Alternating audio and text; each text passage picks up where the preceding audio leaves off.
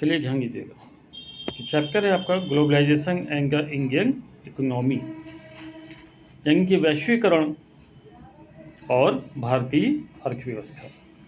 इसके बारे में हम लोग पढ़ने जा रहे हैं। तो सबसे पहले क्विक रिव्यू देख लेते हैं। ग्लोबलाइजेशन का मतलब क्या होता है? Globalisation is the interconnectedness between people, companies and government across the globe. Globalisation क्या है? पूरे विश्व में लोगों को आपस में जोड़ना, कंपनियों को आपस में जोड़ना और गवर्नमेंट को आपस में जोड़ना, इसी को हम लोग ग्लोबलाइजेशन कहते हैं, यानी वैश्वीकरण कहते हैं। तो वैश्वीकरण क्या है? पूरे विश्व को आपस में जोड़ना, विश्व के लोगों को आपस में जोड़ना, कंपनियों को आपस में जोड़ना और गवर्नमेंट को आपस में जोड़ना। ठीक है ना? एक शब्द होता है, एक कोटेशन होता है, आप लोगों ने सुना होगा, वासुदेव कुटुंबकम, है ना? हम लोग कहते हैं कि पूरा विश्व हमारा परिवार है, हम सबको अपना मानते हैं। तो ग्लोबलाइजेशन भी कुछ यही कह रहा है कि सारे के सारे विश्व के लोगों को, कंपनियों को और गवर्नमेंट को आपस में जोड़ना ही ग्लोबलाइजेशन कहलाता है। Clear? This concept has gain popularity over the last few years, but its impression can be traced during the famous Silk Route trade. तो इसकी जो ये जो कॉन्सेप्ट है ये पॉपुलर हुआ पिछले कुछ सालों में, जब जो वर्ल्ड हुआ वो इंटरनेशनल जो ट्रेड था वो इंटरनेशनल ट्रेड बना। तो ग्लोबलाइजेशन का कॉन्सेप्ट ही पिछले कुछ सालों में पॉपुलर हुआ, लेकिन इसका जो प्रभाव हमें देखने को मिला वो देखने को मिला था सिल्क रूट ट्रेड जो था उसके माध्यम से देखने को मिला था। फ्रॉम पास्ट 30 ईयर्स, पिछले 30 सालों में, 30 वर्षों में एमएनसीज मतलब multi national companies have been a major force in the globalization process, connecting distinct region of the world. तो एमएनसी जो है यानी मल्टी नेशनल कंपनीज जो बहुत सारे देशों में काम करती है ना? जैसे कोलगेट है, तो बहुत सारे देशों में काम करके इसके प्रोडक्ट बहुत सारे देशों में बिकते हैं। हिंदुस्तान लीवर, इसके प्रोडक्ट बहुत सारे देशों में बिकते हैं। ये क्या है? मल्टी नेशनल कंपनी है। ठीक, अब ये क्या करती है कि अलग अलग विश्व के अलग अलग क्षेत्रों को आपस में जोड़ने का काम करती है। MNCs, while setting up their production units, look into factors like closeness to markets, availability of skills, and unskilled labor at low cost. In addition, MNCs might look for government policies that promotes their interest. तो जो MNCs होती हैं, जब भी अपने product को produce करती हैं, कुछ भी प्रोडक्ट बनाती हैं, भाई कोई भी कंपनी होगी तो किसी न किसी प्रोडक्ट को बना के बेचेगी। तो किसी भी प्रोडक्ट को जब बनाती है तो क्या देखती हैं वो? सबसे पहली बात, मार्केट क्लोज में होना चाहिए, पास में होना चाहिए, क्योंकि उससे हमारा कन्वेंस बचेगा। ठीक है ना? वहाँ पर जहाँ पर भी ये प्रोडक्शन बनाएंगे वहाँ पर वो देखेंगे लेबर्स मिल जाए लो कॉस्ट पर, कम कीमत पर लेबर्स मिल जाए।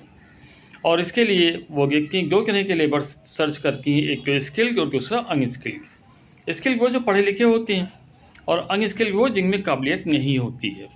ठीक है ना? लेकिन कम कीमत पे इनको मिलनी चाहिए। In addition MNCs might look for government policies that promotes their interest. इसके अलावा जो कंपनीज होती हैं, मल्टी नेशनल कंपनीज होती हैं, वो ये भी देखती है कि गवर्नमेंट की पॉलिसी क्या है।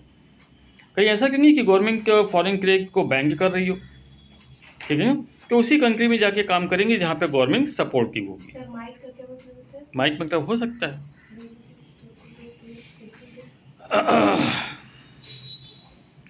Foreign trade has resulted in the integration of market in different countries. तो फॉरेन ट्रेड क्यों उत्पन्न हुआ? क्योंकि अलग अलग देशों में जो मार्केट हैं उनका इंटीग्रेशन हो गया, मतलब मार्केट जो है वो एक हो गई। ठीक, globalization has been facilitated by several factors: rapid improvement in technology, liberation of trade and investment policies, and pressure from international organizations such as the WTO. Globalisation की जो सुविधा है उसके कई कारण हैं। एक तो टेक्नोलॉजी का बहुत तेज़ी से इम्प्रूवमेंट हुआ, रैपिड इम्प्रूवमेंट हुआ, तो टेक्नोलॉजी का बहुत तेज़ी से इम्प्रूवमेंट हुआ है। भाई जब टेक्नोलॉजी डेवलप होगी तो आज देखो क्या हो गया, आज देखो मोबाइल पर बैठे बैठे आप फ्लिपकार्ट हो गया, अमेजन हो गया, मतलब अम्मा जहान हो गया, अमेजन जिसको हम लोग कहते हैं, है ना। तो अब ये क्या है, ये टेक्नोलॉजी की वजह से क्यों मार्केट आपके सामने आ गया, ऑनलाइन प्लेटफॉर्म आ गया, यहाँ पर 24 घंटे आप क्लिक कर सकते हो। इंडिया ही नहीं बल्कि वर्ल्ड के बहुत सारे कंट्रीज़ के प्रोडक्ट यहाँ पर आपको मिल जाएंगे, मल्टीनेशनल प्रोडक्ट यहाँ पे मिल जाएंगे। तो मल्टीनेशनल प्रोडक्ट के मिल रहे हैं, मतलब मल्टीनेशनल कंपनीज की उसको प्रोड्यूस कर रही हैं। तो क्यों हुआ, क्योंकि टेक्नोलॉजी डेवलप हो गई हैं, ठीक है। और व्यापार जो है वो स्वतंत्र हो गया है, अब व्यापार सीमाओं में नहीं बंधा रह गया। ऐसा नहीं है कि हम इंडिया के हैं तो हम इंडिया में ही व्यापार करेंगे, हम फॉरेन कंट्रीज़ के साथ में भी व्यापार कर सकते हैं। जो भी हमारे प्रोडक्ट को खरीदने में इंटरेस्ट है हम उनको बेचेंगे, क्योंकि हमें पैसा चाहिए। तो क्या हो गया, ट्रेड जो हो गया वो लाइबरल हो गया, मतलब फ्री हो गया है ना। इन्वेस्टमेंट पॉलिसीज़ गवर्नमेंट की हैं, एफडीआई को गवर्नमेंट प्रमोट करती है, यानी कि फॉरेन डेवलपमेंट इन्वेस्टमेंट, ठीक है ना। तो जिनके पास भी पैसा है लाइए लगाइए हमारे देश में। आप पैसे क्यों लेकर के आओगे, लेबर तो हमारे देश का ही लगेगा ना, रोज़गार तो हमारे देश के लोगों को मिलेगा ना। तो गवर्नमेंट क्या करती है, इन्वेस्टमेंट पॉलिसीज़ को जो है प्रमोट करती है। और इंटरनेशनल ऑर्गेनाइजेशन जो है WTO, world trade organisation, WTO, वो भी प्रेशर देता है सारी के सारी गवर्नमेंट पर कि आप ट्रेड को बैंकिंग मत करिए, क्योंकि आपके देश में जो प्रोड्यूस नहीं हो रहा वो दूसरे देश से आप मंगा सकते हो, और आपके देश में जो एक्स्ट्रा प्रोड्यूस हो रहा है वो दूसरे देशों में आप बेच सकते हो। और इसके लिए बनाए गए हैं रूल्स एंड रेगुलेशंस। किसने बनाए, WTO ने बनाए हुए, वर्ल्ड ट्रेड ऑर्गेनाइजेशन ने बनाए हुए। Integration of production and integration of market is a key idea behind understanding the process of globalization and its impact. क्योंकि ये जब प्रोडक्ट का इंटीग्रेशन हो गया, मार्केट का इंटीग्रेशन हो गया, यानी कि अब मार्केट नेशनल ना होकर के इंटरनेशनल हो गई। प्रोडक्ट पर्टिकुलर किसी एक कंट्री का है ही नहीं, ये वर्ल्ड प्रोडक्ट बन गया। अब ऐसा क्यों हुआ, क्योंकि ग्लोबलाइजेशन हुआ, और ग्लोबलाइजेशन का इसके ऊपर प्रभाव पड़ा हुआ है।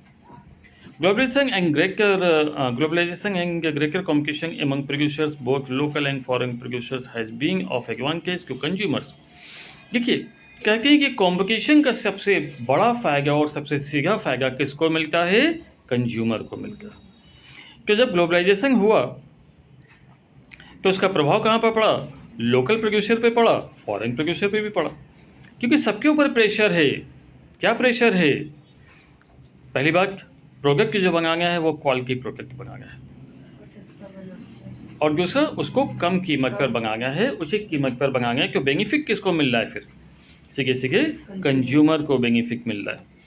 However among producers and workers का impact of globalisation has not been uniform. हालांकि हम ये कह सकते हैं कि प्रोड्यूसर्स हो या वर्कर्स हो, ग्लोबलाइजेशन का इम्पैक्ट एक जैसा नहीं है, क्योंकि हर एक कंट्री की पोजीशन एक जैसी नहीं भाई। कोई रिच है, कोई डेवलप है, कोई डेवलपिंग है, कोई अंडर डेवलपिंग है ना। तो प्रोड्यूसर के ऊपर उसी प्रकार का जो है इम्पैक्ट पड़ता है, क्योंकि सीधी सी बात है, ट्रेड में है क्या, डिमांड और सप्लाई का मामला बनता है, ठीक है ना। अब सारे के सारे वर्ल्ड के जो कंट्रीज़ हैं वो अट्रैक्ट हैं इंडिया की ओर। क्यों, क्योंकि इंडिया में सबसे ज़्यादा पॉपुलेशन है भाई, सबसे ज़्यादा पॉपुलेशन का मतलब सबसे ज़्यादा डिमांड है, यानी कि प्रोडक्ट इनका यहाँ पे बिकेगा, ठीक है ना। अगर प्राइस ठीक है, क्वालिटी ठीक है, तो प्रोडक्ट बिकेगा, ठीक है ना। इसीलिए वर्ल्ड की बहुत सारी कंट्रीज़, वर्ल्ड की इवन अमेरिका, वर्ल्ड की बहुत सारी कंट्रीज़ किस तरफ देख रही हैं, इंडिया की तरफ देख रही हैं, ठीक है ना। आज इंडिया की मार्केट, शेयर मार्केट को ले लो, वर्ल्ड की नंबर 2 मार्केट है मेरे ख्याल से, ठीक है ना। वर्ल्ड की नंबर 2 मार्केट है, इतनी बड़ी मार्केट इंडिया की बन चुकी है, ठीक है ना। इंडिया की इकोनॉमी को देख लीजिए, वर्ल्ड की टॉप 5 इकोनॉमी में आती है, ठीक है ना। मेरे ख्याल से नंबर 3 पर इंडिया की इकोनॉमी है, और 5 ट्रिलियन इकोनॉमी बनने जा रही है इंडिया की। अभी इसमें इंडिया की इकोनॉमी जो है 3.67 ट्रिलियन की हो चुकी है, जो रिकॉर्ड्स हैं हमारे पास उसके अनुसार। तो आप समझ सकते हो कि कितनी तेज़ी से इंडिया डेवलप कर रहा है, ठीक है। Globalisation has enabled some large Indian companies to emerge as multinational. Globalisation की वजह से ही तो इंडिया की कुछ बड़ी बड़ी कंपनियां आज मल्टीनेशनल कंपनियां बन चुकी हैं। अब मल्टीनेशनल कंपनियों के नाम हमने आपको अभी बताया कि जैसे कि कोलगेट बताया था, हिंदुस्तान लीवर बताया था, और ले लो, रिलायंस को ले लो, ठीक है ना। रिलायंस के प्रोडक्ट वर्ल्ड लेवल पर बिकते हैं। अडानी की रिलायंस, अरे रिलायंस का जियो यूज करती हो, रिलायंस का जियो यूज करके रिलायंस का 5G नेटवर्क यूज कर रही हो। रिलायंस से पहले गेका कितना महंगा था, 250 रुपये का 1 GB। जब से रिलायंस आया तब कितना सस्ता हो गया, अब क्या 1 GB रोज़ ही मिलता है, 1.5 GB रोज़ मिलता है। अनलिमिटेड, हमारे में क्या अनलिमिटेड रोज़ है, ठीक है ना। तो आप समझ सकते हो कि कंपनियां जो हैं वो मल्टीनेशनल कंपनियां बन चुकी हैं, इंडिया की कंपनियां। अडानी को ले लो, अडानी की कंपनियां वर्ल्ड लेवल पे काम कर रही हैं, ठीक है ना। अडानी इंटरप्राइजेज को ले लो, अडानी ग्रीन का फ्यूचर काफ़ी ब्राइट है, चूँकि अभी गवर्नमेंट ने, मोदी सरकार ने अनाउंस किया कि 3 करोड़ या 1 करोड़ शायद कुछ ऐसे ही बोला, डॉक्टर मुझे ठीक से याद नहीं है, कि मतलब करोड़ों घरों के छतों पर सोलर पैनल लगाए जाएंगे, जिसमें गवर्नमेंट सपोर्ट करने वाली है। तो आप समझ लो कि इसका फ़ायदा सोलर कंपनियों को कितना मिलने वाला है, ठीक है ना। क्योंकि सोलर कंपनियां ही क्यों पैनल बनाएंगी, ठीक है ना, जो गवर्नमेंट उनसे खरीदेगी और लोगों के घरों पे लगवाएगी, ताकि लोग अपने घरों में खुद बिजली बनाएंगे और खुद ही उसका यूज़ करेंगे, जैसे कि फॉरेन कंट्रीज़ में होता है। बहुत सारे लोग ये कहते हैं कि भाई मोदी को जब से प्रधानमंत्री बने पूरे वर्ल्ड में घूमे जा रहे, सबको सबसे नेताओं से मिल रहे हैं। ये एक तो चाय वाले थे, इन्होंने अपनी इच्छा पूरी कर ली, नहीं, उसके पीछे सोच की बहुत बड़ी, वो वर्ल्ड में घूम रहे थे और वहाँ की अच्छाइयों को देख रहे थे, और वो इंडिया में ला रहे। अब देखिए bullet train, Vande Bharat India में चल रही है। अब पहले कभी सोचा था लोग ट्रेन में सफ़र करके के दरवाजे को लाक मार के खोलते थे, ठीक है ना। अब देखो ऑटोमेटिक ट्रेन चल रही है भैया, मेट्रो देखो, ठीक है ना, वंदे भारत देखो, क्या गजब की ट्रेनें चलने लगी हैं। एरोप्लेन का पूरा मज़ा आपको इन ट्रेनों में मिल जाता है, ठीक है ना। तो अब जो पब्लिक एरोप्लेन में नहीं बैठ सकती थी, फ्लाइट्स में नहीं बैठ सकती थी, वो आज वंदे भारत में बैठ करके उसी का आनंद ले रही है, सारी सुविधाएं वही हैं, ठीक है। इंडिया में लखनऊ में भी है, लखनऊ से भी चलिए, लखनऊ से अयोध्या जाइए, वंदे भारत से जाइए, ओहो मज़ा करिए बिल्कुल। चारबाग में है क्या? हाँ चारबाग में है, बिल्कुल है। वंदे भारत की कई ट्रेनें लखनऊ से चली भाई, लखनऊ के यूपी का कैपिटल है, और लखनऊ में जो सुविधाएं हैं वो कहाँ हैं भैया, ठीक है। गर्व से कहो हम लखनऊ में हैं, लखनवी नवाब हैं हम लोग, ठीक है। चलिए, तो globalisation has enabled some large Indian companies to emerge as multinational, हमने बता दिया। Globalisation has also created a pool of opportunities for companies providing services, particularly those in the IT sector. Globalisation ने एक पूल क्रिएट किया है भैया, जो opportunities देती है कंपनियों को कि वो अपनी सर्विस प्रोवाइड कर सकती हैं, स्पेशली IT सेक्टर्स में, ठीक है ना। IT क्या है, इंटेलिजेंस टेक्नोलॉजी, IT सेक्टर्स में ये अपनी सर्विसेज को प्रोवाइड करती है, ठीक। इतना क्लियर हो गया, कोई रिव्यू क्लियर हो गया। इंपॉर्टेंट टर्म्स को अगर देखें कि जैसे एक्सपोर्ट कोटाज, तो एक्सपोर्ट कोटाज मीन्स क्या, fixing of maximum quantity of commodity that can be exported during a year. Export quota क्या होता है कि भैया कोटा को आप समझते हो कि एक लिमिटेशन क्रिएट करके जाती है। तो एक्सपोर्ट कोटा क्या है कि गवर्नमेंट डिसाइड कर देती है कि इससे ज़्यादा प्रोडक्ट हम एक्सपोर्ट नहीं करेंगे, ठीक है ना, इससे ज़्यादा प्रोडक्ट हम एक्सपोर्ट नहीं करेंगे, इससे ज़्यादा प्रोडक्ट हम एक्सपोर्ट नहीं करेंगे, बाहर नहीं बेचेंगे। एक्सपोर्ट करेंगे अपने देश का माल बाहर बेचना, तो वो हम बाहर नहीं बेचेंगे। क्यों भैया, अगर ये गवर्नमेंट कोटा नहीं लगाएगी ना, तो यहाँ के व्यापारी हैं ना, फॉरेन में बहुत अच्छे पैसे मिलते हैं, ठीक है ना, फॉरेन मार्केट में बहुत अच्छे पैसे मिलते हैं, सारा का सारा माल बाहर बेच देंगे, तो फिर यहाँ पे कमी पड़ जाएगी, सही इस बात है। फिर यहाँ पे प्राइजेस हाई होने लगेंगे, महंगाई बढ़ेगी, तो फिर गवर्नमेंट खतरे में आ जाएगी, क्योंकि पब्लिक नाराज़ हो जाएगी, फिर ज़्यादा महंगाई बढ़ेगी, तो है ना। लिमिट में क्यों, ठीक है, धीरे धीरे क्यों, ठीक है, डेवलप हो रहा है भाई, हम सुविधाएँ ले रहे हैं, तो हम उसका पैसा दे सकते हैं, ठीक है ना। हमारा काम धंधा बिजनेस चल रहा है, हमारी इनकम भी बढ़ रही है, तो ठीक है, थोड़ी बहुत महंगाई सह लेंगे, और बहुत ज़्यादा बढ़ जाएगी तो फिर तो पब्लिक खिलाफ हो जाएगी गवर्नमेंट के, है ना, तो आउट ऑफ कंट्रोल हो जाएगी। Foreign investment make by MNCs is called foreign investment. Foreign investment किसे कहते हैं, जो मल्टीनेशनल कंपनियों के द्वारा इन्वेस्टमेंट किया जाता है, ठीक है ना। अब जैसे कि आप बात करो, एप्पल की बात करो, अमेरिकन कंपनी है, ठीक है ना, इंडिया में इसने अपना प्लांट लगाया हुआ है, और इंडिया में आकर के ये अब एप्पल के मोबाइल को प्रोड्यूस कर रही है, बना रही है। सुना होगा आप लोगों ने, पढ़ा होगा, ये क्या है, फॉरेन इन्वेस्टमेंट है। विदेशी कंपनी आई पैसा लेकर के और इंडिया में उसने लगाई फैक्ट्री। इंडिया में फैक्ट्री लगाएगी क्यों भैया, कर्मचारी क्यों नहीं लेकर के आएगी ना फॉरेन से, वो क्यों इंडिया के ही लेगी, तो रोजगार तो इंडिया के लोगों को मिलने वाला है। क्लियर है ना। ग्लोबलाइजेशन क्या है, अभी हमने आपको बताया कि ग्लोबलाइजेशन क्या है, a process of growing integration of an economy with the rest of the world, different economy share the fruits of development and also become more interdepending is known as globalisation. Globalisation एक process है जिसमें पूरे world की economy जो कि एक particular economy के साथ में मिक्स करती है। सारे के सारे वर्ल्ड की जो इकोनॉमीज़ होती हैं वो अपने फ्रूट्स को, जो डेवलपमेंट का फ्रूट्स है उसे शेयर करती हैं। यानी जो उन्होंने डेवलपमेंट किया, जो उन्होंने टेक्नोलॉजी बनाई है, जो उन्होंने अच्छी चीज़ें खोज करी हैं, वो दूसरी कंट्रीज़ के साथ में वो शेयर करती है। ठीक है ना। तो सीधी सी बात है, इससे होता है डेवलपमेंट, इसी को कहते हैं globalisation. Import quotas. Import quotas क्या होता है, यहाँ पर भी गवर्नमेंट फिक्स कर देती है कि इससे ज़्यादा माल हम नहीं मंगाएंगे एक साल में। इम्पोर्ट को मंगाना, इम्पोर्ट मतलब मंगाना, विदेशों से अपने देश में माल को मंगाना। कुछ लोग क्या कहते हैं, जैसे आपने एक मोबाइल रखा हुआ है, किसी ने पूछा कि भाई ये मोबाइल कहाँ से लिया, तो आपने क्या कहा, इम्पोर्टेड है ना। कुछ लोग इम्पोर्टेड को गलत बोल के क्या बोल के इम्पोर्टेंट है, ठीक है। इम्पोर्टेड मोबाइल मतलब बाहर का देश का है, ये मोबाइल इंडिया का नहीं है। इम्पोर्टेड का मतलब ये हो गया, है ना। तो इन्वेस्टमेंट की बात करते हैं। The money that is spent to buy assets such as land, building, machine and other equipment is called investment।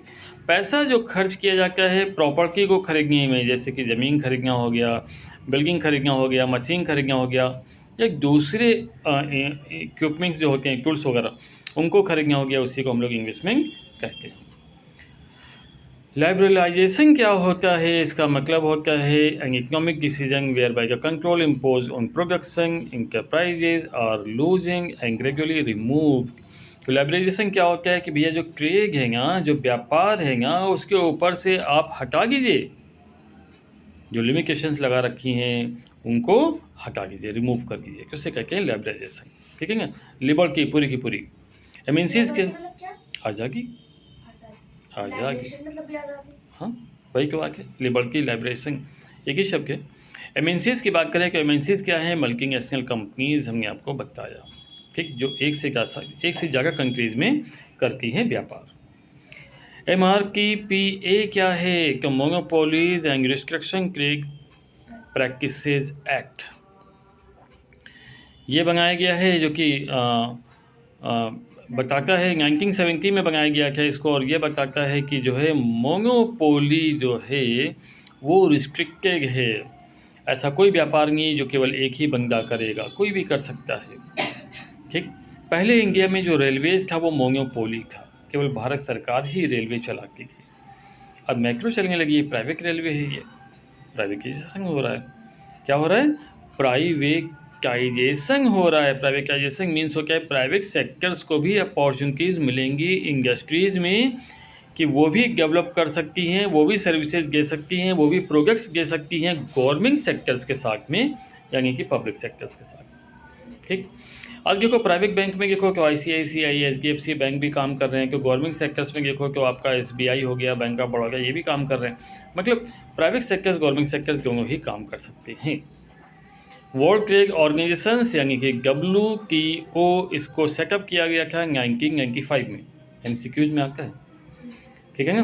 तो WTO को सेटअप किया गया 1995 में, और इसका जो एम होता है डेवलप करने का वो था कि international trade among the countries of the world is an open, uniform and non discriminatory manner, कि भैया जो इंटरनेशनल ट्रेड है ना वो बिना किसी बाधा के चलता रहे, इसे देखने का काम करता है WTO। क्लियर है। वर्ल्ड बैंक की बात करें कि वर्ल्ड बैंक क्या है, कि भैया वर्ल्ड बैंक एक फाइनेंसर के रूप में काम करता है, और जिस कंट्री को भी पैसे की ज़रूरत होती है उसे लोन देने का काम करता है वर्ल्ड बैंक, वर्ल्ड बैंक, है ना। कुछ MCQs क्वेश्चंस की बात कर लेते हैं जो कि इम्पोर्टेंट हैं, और वो है question number 14। In which of the following year world trade organisation was establish, तो अभी हमने बताया था 1995। 15 The headquarter of World Trade Organization is located at WTO का हेडक्वार्टर कहाँ है? New York, Geneva. सब जिनेवा में। 16 When did economic liberation start in India? Economic liberation कब शुरू हुई इंडिया में? 1991 1991 में नरसिम्हा राव जी की सरकार थी, कांग्रेस की, जिसने इकोनॉमिक लिबरेशन शुरू किया था। तब लोगों ने काफ़ी इसका विरोध भी किया था कि भाई ये तो वही बात हो गई जैसे 16वीं शताब्दी में हुआ था कि ईस्ट इंडिया कंपनी इंडिया में आई थी और उसके बाद अंग्रेज़ों ने पूरे भारत पे कब्जा कर लिया था, ठीक है। लेकिन तब की सिचुएशन और अब की सिचुएशन में फ़र्क हो चुका है। अब हैं रूल्स एंड रेगुलेशंस, ठीक है ना। और ये रूल्स एंड रेगुलेशंस क्या करते हैं, लिमिट क्रिएट कर देते हैं कि कोई भी फॉरेन कंट्री इंडिया में आएगी कि वो क्या कर सकती है और क्या नहीं कर सकती है, ठीक है ना। What has led to wide variety of goods and brands in the market today? What has led to the wide variety? तो भैया वाइड वैरायटी गुड्स की कैसे आएगी, ब्रांड इंडिया के मार्केट में कैसे आएगा? तो ये आएगा इंक्रीजिंग कंज्यूमर डिमांड इंक्रीज होगी, उससे आएगा, कंज्यूमर की डिमांड होगी उससे आएगा, ठीक है ना। जब आप किसी प्रोडक्ट को डिमांड करोगे कि वो प्रोडक्ट आप खरीदोगे तो कंपनी उसको बनाने के लिए हमारे देश में ही प्लांट लगा देगी, यही बनाओ यही बेचो, सस्ता पड़ेगा, है ना। तो प्राइस को कीमत तो कम करनी है उसको। चलिए शॉर्ट क्वेश्चंस में आ जाते हैं। Mention any 4 locational factor of MNCs. तो 4 लोकेशनल फैक्टर्स आपको बताने हैं मल्टीनेशनल कंपनी के बारे में। तो मल्टीनेशनल कंपनी का मीनिंग सबसे पहले लिख दीजिए, है ना। Meaning of multinational companies, MNC, इसका सबसे पहले तो मीनिंग लिख दीजिए। It is a company that owns और control production in more than 1 countries. ये वो कंपनी होती है जो अपनी प्रोडक्ट को और अपनी सर्विसेज को एक से ज़्यादा कंट्री में प्रोवाइड करती है, उसे कहते हैं एमएनसीज, मल्टीनेशनल कंपनी। 4 फैक्टर्स क्या हैं? क्लोजनेस टू द मार्केट के क्लोज में आना चाहिए ये, है ना। Ability of cheap skilled and unskilled workers, वहाँ पर आना चाहिए जहाँ पर सस्ते कुशल और अकुशल कर्मचारी मिल जाए। Ability of other factors of production, दूसरे जो फैक्टर्स ऑफ प्रोडक्शन है वो मिल जाए। तो फैक्टर्स ऑफ प्रोडक्शन हमने आपको बताया था लैंड, लेबर, कैपिटल, इंटरप्राइजेज, है ना। तो ये सब आपको भूमि, भवन, पूंजी, साहस, ठीक है ना, ये सब आपको फैक्टर्स ऑफ प्रोडक्शन होते हैं जो कि आपको मिलनी चाहिए। मतलब प्रोडक्शन करने के लिए जो भी चीज़ें चाहिए, मशीन वगैरह चाहिए, लेबर वगैरह चाहिए, वो सब आपको मिलनी चाहिए। तो वहाँ पर ये कंपनी आएंगी। फेवरेबल गवर्नमेंट पॉलिसीज़, और कहाँ पर आएंगी? जहाँ पे गवर्नमेंट की पॉलिसीज़ उनके फेवर में हो। क्लियर? चलिए अगले पॉइंट पर आते हैं। Explain any 5 effects of globalisation. Globalisation के कोई 5 इफेक्ट के बारे में बताइए। तो पहला इफेक्ट क्या है? For a large number of small producers and workers globalisation has posed major challenges. तो अब ग्लोबलाइजेशन ने क्या किया? एक चैलेंज पेश कर दिया है स्मॉल प्रोड्यूसर्स और वर्कर्स के सामने, ठीक है ना, कि छोटे मोटे जो प्रोड्यूसर्स हैं, छोटे मोटे जो वर्कर्स हैं, उनके सामने एक चैलेंज पेश कर दिया है ग्लोबलाइजेशन ने, क्योंकि ग्लोबलाइजेशन से बड़ी बड़ी कंपनियां आ रही हैं उस फील्ड में जिस फील्ड में छोटे मोटे जो है हमारे देश के कर्मचारी लगे हुए हैं, प्रोड्यूसर्स लगे हुए हैं।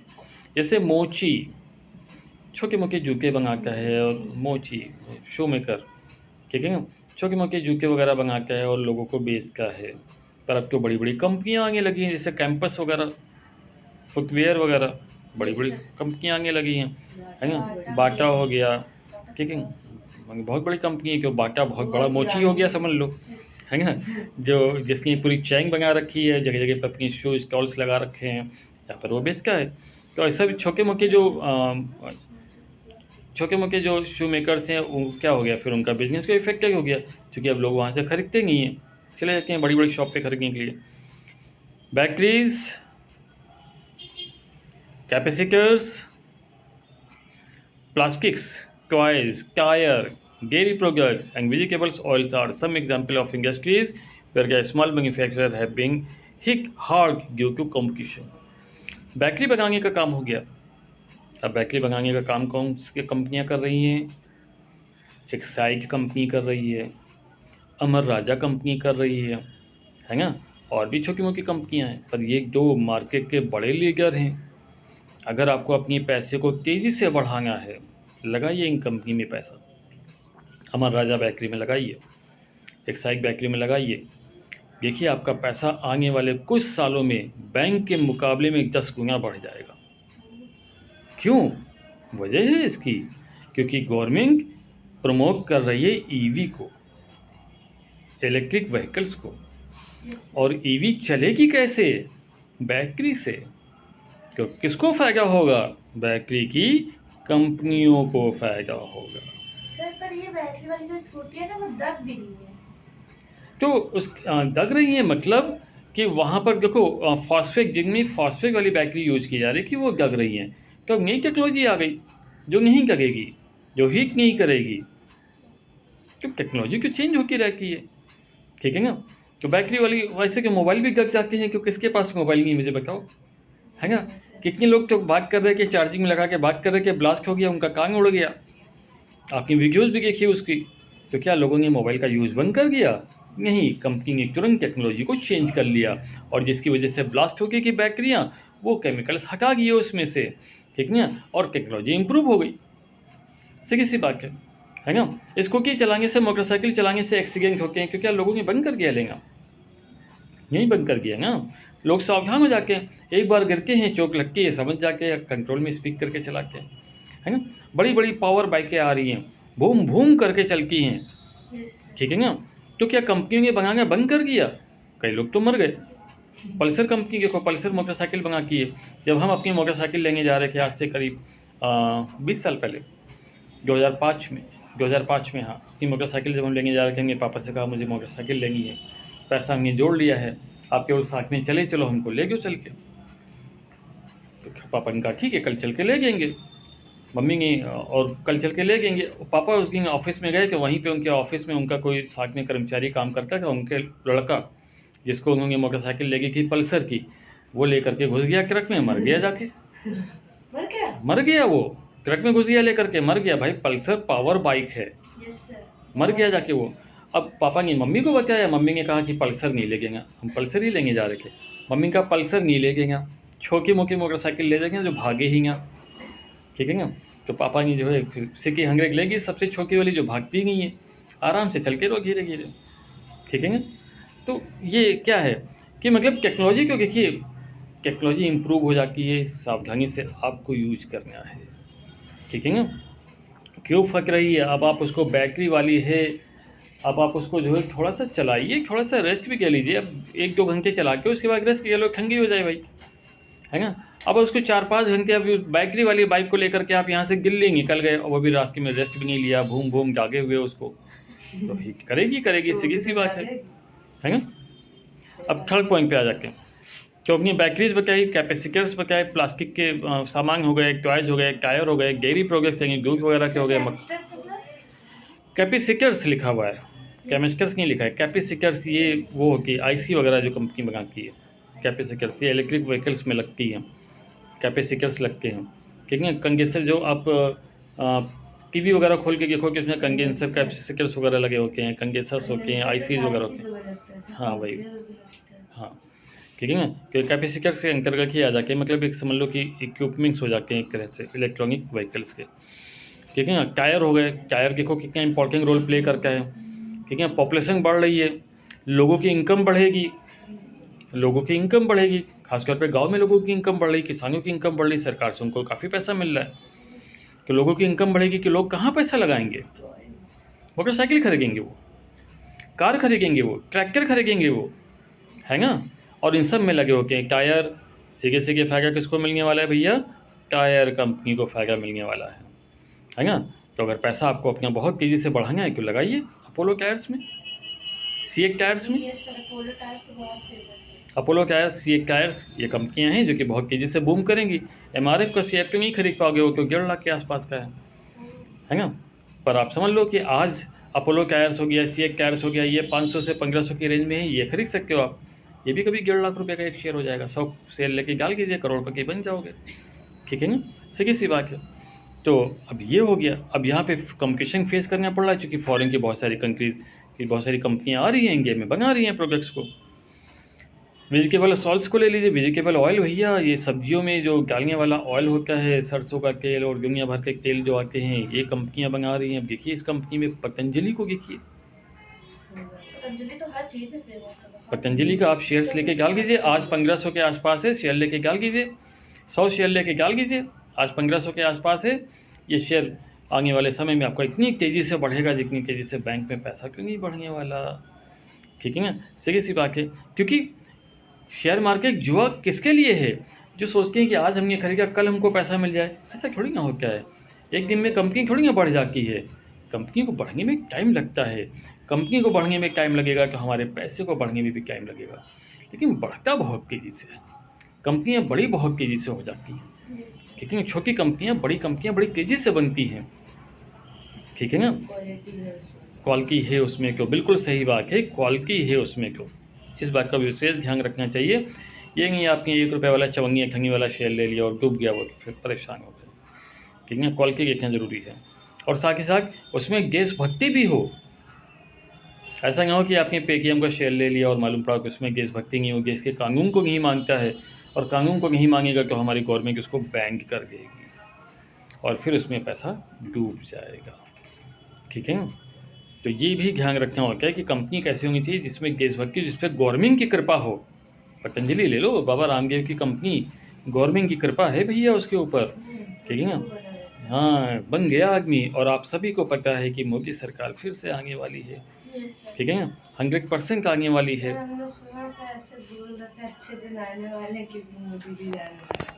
नहीं, ये तो कुछ मूर्ख लोग हैं जो कि फैला रहे हैं इस तरह की बातें। हिंदू हो या मुस्लिम हो, जय भीम वो जो होते थे। अरे देखो, हिंदू में क्या मूर्ख नहीं है क्या? हमने क्या कहा? मूर्ख लोग जो इकोनॉमी को नहीं समझते हैं, जो काम को नहीं समझते हैं, जो अपने स्वार्थ में आकर के बोलते हैं, उनकी बात अलग है। जो थोड़े भी पढ़े लिखे हैं, जो समझदार हैं, वो क्या देखेंगे? काम देखेंगे, काम कैसा है, और फिर पब्लिक में देखेंगे उसकी इमेज क्या है। भैया सब लोगों को, 80 करोड़ लोगों को खाने को हर महीने 5 किलो राशन दे रहा है, हर व्यक्ति को, एक व्यक्ति को 5 किलो राशन दे रहा है। हाँ बिल्कुल, तो आप समझ के लोगों को रहने के लिए घर दे रहा है भाई। वो जो बन रहा है वो पार्क नहीं बन रहा, घर बन रहा है। अब मुझे क्या पता क्या बन रहा है वो, हम उसके बारे में बात नहीं कर रहे हैं। हम बात कर रहे हैं कि गाँव में देखिए जाके लोगों को घर बना के दे रहा है भाई। हमारे एक मुस्लिम है, हमारे मोहल्ले में सामने रह के, वो झोपड़ी डाल के रह के, मैं उनको देख रहा था पिछले कई सालों से झोपड़ी डाल के रह के। ईद वगैरह का कोई त्यौहार आया था, ईद जिसमें सेवाई वगैरह खिलाई जाती है, वो कोई त्यौहार था, तो उन्होंने मुझे इनवाइट किया, भैया आइए, हमारे कदम उनके घर में क्या पड़े, उनकी झोपड़ी आज पक्का घर बन गई, ठीक है ना। तो और पैसा कहाँ से आया? पैसा तो मोदी सरकार ने भैया उनको लोन दिया, ठीक है ना। तो पैसा कहाँ से आया? मोदी की योजना से उनको पैसा मिला हुआ है, तो आप समझिए। नहीं, हमने कुछ नहीं बताया, अब ये भगवान की कृपा है या क्या है, हाँ, कि हमारे कदम पड़े और उसके कुछ दिन के बाद से उनका घर बनना शुरू हो गया। क्या बात है। तो many of small companies have been purchase by the MNCs. तो बहुत सारी जो स्मॉल कंपनीज होती हैं उन्हें एमएनसीज खरीद लेती हैं, बड़ी बड़ी कंपनियां छोटी छोटी कंपनियों को खरीद लेती हैं। यहाँ पे वही काम करके बड़ी मछली छोटी मछली को खा जाती है, ठीक है ना, सीधी सी बात है। MNCs produce cheap goods, so small producers have lost their local market. बड़ी बड़ी कंपनियां जो होती हैं एमएनसीज चीप गुड्स बनाती हैं, सस्ता प्रोडक्ट बनाती हैं, तो जो स्मॉल प्रोड्यूसर्स होते हैं वो अपना मार्केट खो देते हैं, ठीक। अब इंडिया में झालर बनती थी, जो दिवाली में सजाई जाती झालर, इंडिया में झालर बनती थी, कितनी महंगी आती थी, है ना, 500-500 रुपये की झालर आती थी। और एमएनसीज कंपनियां आई और 20-20 रुपये की झालर बेचने लगी, 20-25 रुपये की झालर बेचने लगी। तो कौन खरीदेगा भैया 500 रुपये वाली फिर तो, क्योंकि ख़राब के सभी हो जाती हैं। आप यूज़ करो, उसके बाद रात में लगाओ, सुबह बंद कर दो उस डालते हैं, है ना, या फिर रखे ख़राब हो जाती है। तो ख़राब के ये भी होंगी है, ख़राब के वो भी होंगी है। तो एमएनसीज आ गई, कितनी सस्ती और बढ़िया डेकोरेशन वाली, कैसे बिल्कुल जुगनू की तरह चमकने वाली तरह की जो है कि इसको लाइट्स पे आने लगी। एमएनसीज ने सस्ता बनाया, अच्छा बनाया, सक्सेस, और जो लोकल प्रोड्यूसर्स थे वो गायब हो गए, ठीक है ना। चलिए अगला क्वेश्चन आता है, इसके कहेंगे 4 ड्रॉबैक्स ऑफ ग्लोबलाइजेशन। ग्लोबलाइजेशन के 4 ड्रॉबैक बताइए, यानी कमियां बताइए। कमियाँ। तो पहली कमी, globalisation has fail to solve the problem of poverty. Globalisation हुआ लेकिन गरीबी क्या दूर हुई? गरीबी अभी भी दूर नहीं हुई है। Yes. Globalization and the pressure of competition have substantially changed the lives of workers. Globalisation और जो कंपटीशन का प्रेशर है उससे क्या हुआ कि वर्कर्स का जीवन चेंज हो गया। फेस विद ग्रोइंग कंपटीशन, क्योंकि कंपटीशन को वो फेस करते हैं, most employers these days prefer to employ employ workers flexibility. और बहुत सारे जो कर्मचारी होते हैं वो क्या करते हैं, फ्लेक्सिबल के रूप में काम करना चाहते हैं। फ्लेक्सिबल के रूप में काम करना चाहते हैं मतलब जॉब सिक्योर नहीं है। आपको यहाँ जॉब जब तक कर रहे हो और आप दूसरी जॉब सर्च करके रहते हो, बेटर जॉब मिल गई तो आप यहाँ से मूव करके दूसरी कंपनी में चले गए। तो अब क्या हो गया है, ये ग्लोबलाइजेशन की वजह से क्यों है, कॉम्पिटिशन है भैया, है ना। जॉब किसी की भी सिक्योर नहीं है। और आप तो जानते हो कि यहाँ क्यों भैया गवर्नमेंट जॉब सिक्योर नहीं है। योगी बाबा बैठे हैं, ज़रा सी कमी आपकी की, ज़रा सी गलती हो गई तो जॉब आपकी गई। तो गवर्नमेंट जॉब सिक्योर नहीं है, फिर क्यों प्राइवेट जॉब की बात है। मतलब क्या सर? कुछ भी गलती, जैसे इस type of sir. Such type of, जैसे कि आप ले लो कि आप करप्शन में पकड़ लिए गए, घूस लेके भी पकड़ लिए गए, गई जॉब आपकी। सर, हाँ मेरी मम्मी के ऑफिस में वो थी, वो चली गई, क्लर्क थी वो भी, बहुत अच्छी। वो दांत में कैमरा लगाए थे, वो पता नहीं कुछ वो भी कर दी थी ऐसे सब जो होता है, और वो चली गई, उनको अरेस्ट हो गए और उनके घर वाले छोटे छोटे बच्चे हुए। तो फिर अगर गलत काम करोगे तो गवर्नमेंट जॉब का मतलब ये थोड़ी है कि आपको परमानेंट के पक्का मिल गया कि भैया ये आपकी ज़िंदगी भर है, आपको जो है रोटी खिलाएगी। हमने क्या बताया, यही तो हमने बताया अभी आपको। Only rich and educated class has benefited from the globalisation. Globalisation से फ़ायदा किसको हो रहा है भैया, केवल रिच और एजुकेटेड लोगों को ही फ़ायदा हो रहा है। रिच और एजुकेटेड शब्दों पे ध्यान दीजिए, एजुकेटेड, एजुकेशन बहुत ज़रूरी है ना। इसीलिए जो लोग पहले एजुकेशन को फोकस नहीं करते थे आज वो लोग भी एजुकेशन पे फोकस कर रहे हैं, क्योंकि उनको पता है एजुकेशन बहुत ज़रूरी है आने वाले समय के लिए। Clear. Globalisation has wide the gap between the rich and the poor. Globalisation ने ना अमीर और गरीब के बीच की खाई को बढ़ा दिया है। चलिए 6 क्वेश्चन पर आते हैं। A wide ranging choice of goods are available in the Indian market. Indian market में एक बड़ी सी वैरायटी है गुड्स की अवेलेबल है चूज करने के लिए। Support the escaping with the examples in context of globalisation. Globalisation के कॉन्टेक्स्ट में आप जो है सपोर्ट में स्केपिंग देते हुए इसको डिस्क्राइब करिए कि इंडिया में बहुत सारी वैरायटी है प्रोडक्ट्स की। ठीक, तो क्या latest models of digital cameras, mobile phones and televisions made by leading the manufacturer of the world are within our reach। आप ले लो डिजिटल कैमराज को ले लो, लेटेस्ट मॉडल, मोबाइल फ़ोन के ले लो लेटेस्ट मॉडल, टेलीविज़न के ले लो लेटेस्ट मॉडल, ठीक ना। ये वर्ल्ड में जो मैन्युफैक्चर हो रहे हैं वो आज हमारी पहुंच में है। आज हम किसी भी कंट्री के प्रोडक्ट को खरीद सकते हैं टेक्नोलॉजी के माध्यम से, ग्लोबलाइजेशन की वजह से किसी भी कंट्री के प्रोडक्ट को खरीद सकते हैं, चाहे वो साउथ कोरिया की कंपनी हो, चाहे वो अमेरिका की कंपनी हो, चाहे वो ऑस्ट्रेलिया की कंपनी हो, ठीक है। किसी भी कंट्री के प्रोडक्ट को आज हम खरीद सकते हैं, क्यों, ग्लोबलाइजेशन की वजह से। सर ग्लोबलाइजेशन मतलब क्या होता है? वैश्वीकरण, ये क्यों इतनी देर से बता रहे हैं, पूरा विश्व हमारा परिवार है। जैसे जो सारी चीजें एक दूसरे से कनेक्टेड है, सारी जो चीजें जिससे जुड़ी है वो जोड़ने का काम करता है, वही बताया सच्ची बात। बिल्कुल सही बात है, पूरे के पूरे विश्व को जोड़ने का काम करता है ग्लोबलाइजेशन, ठीक है ना। तो आज अब देखो जापान के प्रोडक्ट्स तो बहुत ही जगह फेमस है, जापान की टेक्नोलॉजी बहुत अच्छी है, होंडा कंपनी जापान की है, आज होंडा की कंपनी नंबर 1 पे है, ठीक है। हाँ, जापान की कंपनीज के आप टेलीविज़न ले लीजिए, टेक्नोलॉजीज ऑफ जापान, टेलीविज़न ले लीजिए, टू व्हीलर्स होंडा में टू व्हीलर्स ले लीजिए, 4 व्हीलर्स ले लीजिए, होंडा की कंपनी फेमस है। क्या बताएं आगे। सर चाइना के फूड भी तो फेमस है। चाइना के, फूड, हाँ चाइना क्यों भैया, चाइना के जो फूड फेमस है, बिल्कुल सही बात है, और इंडियंस को बहुत ही पसंद है चाइना के फूड, है ना। सर चलिए इसमें चाइना वालों का फायदा होता होगा शायद। 100% जो भी प्रोड्यूसर से उसको फायदा तो हो गई होगा। बहुत सारे food the Indian market is full of, sorry sir, लेकिन बनता तो वो सब चीजें इंडिया में ही है ना। जैसे मोमोज हो गया, वो है चाइना का बट बनता इंडिया में। चाउमीन हो गई, वो भी चाइना की बनती है। ओरिजिन तो उसका चाइना का है, अच्छा। पहले वो चाइना में बनना शुरू हुआ, फिर चूंकि टेक्नोलॉजी इंटरनेशनल हो गई, ग्लोबलाइजेशन टेक्नोलॉजी का हो गया, तो फिर वो अब इंडिया में भी बनने लगा टेक्नोलॉजी। फायदा उन लोगों को मतलब मनी कैसे मिलता है उस चीज से? अरे तो वो लोग फायदा यहाँ पे कैसे? सबने जैसे बोला कि यहाँ पे आते वो लोग अपना बिजनेस चलाते हैं, तो उन लोग का अपना भी फायदा। चलाते हैं जब बिल्कुल सही बात है, बिल्कुल सही बात है। तो Indian market is full of new models of automobiles. Indian market जो है आज ऑटोमोबाइल से जो है मॉडल से फुल है। या online shopping trends also increase the Indian consumers. Online shopping का जो ट्रेंड चल रहा है उससे भी इंडियन कंज्यूमर्स को काफ़ी ज़्यादा फायदा हो रहा है, ठीक है ना। चलिए क्वेश्चन नंबर 10 की तरफ हम लोग मूव करते हैं, और क्वेश्चन नंबर 10 है describe the impact of globalisation और इंडियन इकोनॉमिक कंट्रीज। तो ग्लोबलाइजेशन का क्या प्रभाव पड़ रहा है इंडियन इकोनॉमी पर, उसकी बात कर लेते हैं। तो पहला प्रभाव है Indian buyers have a better choice of toys at a lower price. आज हमारे पास बेहतर खिलौने हैं और कीमत भी है उसकी कम।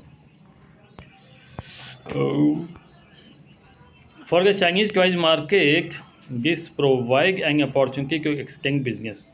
अब अगर चाइनीज़ टॉयज़ मार्केट की बात करें तो इससे एक अपॉर्चुनिटी मिली है बिजनेस को एक्सपैंड करने का, बढ़ाने का। Indian toys market are facing a tough competition and are facing losses. Indian toys market एक टफ कॉम्पिटिशन को फेस कर रहा है और फिलहाल तो लॉस में है इंडियन टॉयज़ मार्केट, क्योंकि चाइना के टॉयज़ के भैया क्या ज़बरदस्त टॉयज़ बनाती है। Globalisation has failed to solve the problem of poverty. वही बात आ गई, ग्लोबलाइजेशन ने गरीबी के प्रॉब्लम को सॉल्व नहीं कर पाई है। Globalisation in pressure of competition have substantially change the lives of the workers. Globalisation हो गया और जो कंपटीशन का प्रेशर है उसने वर्कर्स के जो है लाइफ को चेंज कर दिया है, ठीक है ना। क्योंकि बहुत सारे एम्प्लॉयज़ का जो जीवन हो गया वो फ्लैक्सिबल हो गया है कि अब वो एक जगह जॉब करते हैं, दूसरी जगह सर्च करते रहते हैं। अभी हमने आपको बताया था। अगला क्वेश्चन है the Indian government after independence, question number 13 बता रहे हैं। The Indian government after independence has put many such barriers on foreign trade and foreign investment. Why was this considered necessary? Indian government ने आज़ादी के बाद बहुत सारे बैरियर्स यानी बहुत सारी पाबंदी लगा दी थी फॉरेन ट्रेड पर, फॉरेन इन्वेस्टमेंट पर। क्यों, क्या ये ज़रूरी था? चलिए इसके बारे में चर्चा करते हैं। तो मेन रीज़न क्या था? To protect the producers within country from foreign competition. हमारे देश के जो प्रोड्यूसर्स थे उनको प्रोटेक्ट करना था फॉरेन कॉम्पिटिशन से, हमारे देश के प्रोड्यूसर्स को बचाना भी था, ठीक है ना।